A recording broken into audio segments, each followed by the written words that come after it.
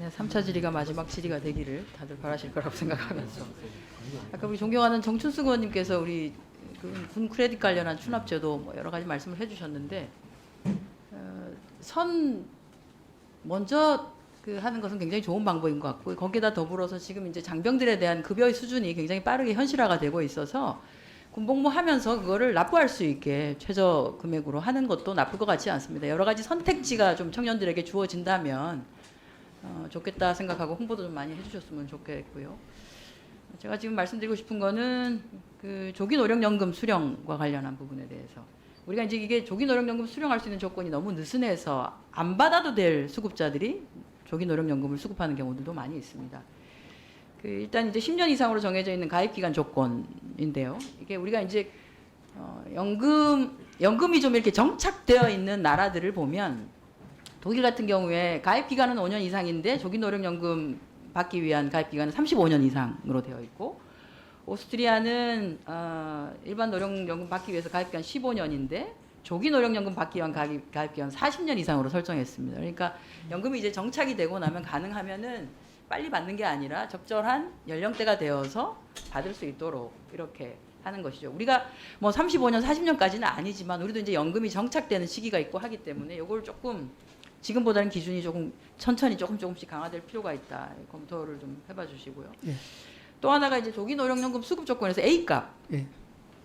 이건 뭐 아마 다 잘 알고 계실 겁니다. 예. 고민하고 계실 텐데 저희가 2023년 기준으로 A값 보니까 A값이 286만 원인데 이것을 예. 근로소득 공제액을 반영한 근로소득으로 환산하면 388만 원이 됩니다. 근데 이제 우리가 2인 가구 적정 노후생활비가 월 277만 원보다도 더 높은 소득을 얻고 있어도 조기노령연금 신청이 가능한 이런 것이죠. 그래서 이런 상황이 발생하지 않게 하려면 현재 A값으로 설정된 조기노령연금 소득 기준을 좀 강화해서 그야말로 적정한 노후생활이 좀 보장될 수 있도록 계속 그렇게 제도를 개선해 나가는 것이 필요할 거라고 보고요. 관련한 조치가 필요합니다. 그리고 올해 6월 기준으로 조기노령연금 수급자 평균 급여액 보니까 65만 7천 원 정도인데 이게 이제 1인 가구 최소 노후생활비 124만 원의 한 53% 정도에 불과합니다. 그런데 조기노령연금 수급자의 평균 연금 가입 기간을 봤더니 20년이 넘고요. 평균 소득 월액 수준도 249만 원 정도였던 것으로 봤을 때 이분들이 정상적으로 연금을 수령을 하면 훨씬 더 괜찮은 수준으로 받을 수 있는 거죠. 안타까움이 좀 있습니다. 이게 이제 조기노령연금 급여 감액률이 최대 30%라고 하지만 우리가 이제 정상적으로 노령연금 수령했을 때보다는 5년 먼저이기 때문에 실제는 한 36% 정도가 더 작아지는 결과입니다. 30%가 아니라. 그러니까 굉장히 손해 많이 보는 거거든요. 이런 것 홍보가 될 필요가 있다고.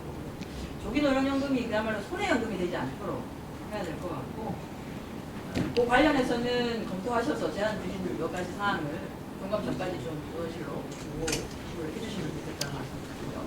예. 그리고 마지막으로 우리 이슬한 국장님 한 번만 들어주세요. 지난해 9월에 건강보험료 1분 주세요. 예. 마지막에. 네. 지난해 9월에 있었던 이제 건강보험료 부과 체계 2단계 개편으로 건강보험 피부양자에서 탈락하는 거 아니냐라고 하는 불안감 때문에 조기노령연금을 신청하는 분들이 많아졌습니다. 이건 우리가 원했던 것이 아닙니다, 절대로. 그래서 보건복지부가 이제 연금 가입자들이 손해연금을 선택하도록 해서는 안 되는 것이니까요. 요거를 건강보험 정책국하고 함께 문제에 대해서 대책을 좀 마련하셔서 저 의원실로 국감 종료 전까지 바쁘시겠지만 대책을 마련해서요, 의원님. 방안을 마련하셔서 건강보험국이랑 건강보험과 같이 그러니까 이제 이 불안 때문에 피부양자에서 탈락될 거라고 불안감 때문에 조기노령연금을 선택하는 방식으로 가는데 그렇게 되지 않도록 36%나 손해 보면서 그걸 빨리 받지 않도록 하는 것은 복지부 차원에서 고민해야 되는 부분입니다. 짧게 말씀드리면 근데 피부양자 탈락 때문에 신청하는지 여부는 저희들이 파악했을 때는 그런 분들은 많지 않은 걸로 보여서요. 그런 현황 자료도 같이 설명을 드리도록 하겠습니다.